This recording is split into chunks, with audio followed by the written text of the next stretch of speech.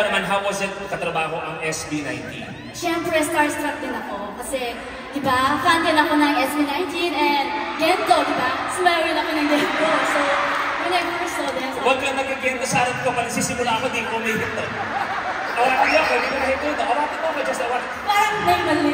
Buti na awat mo ako.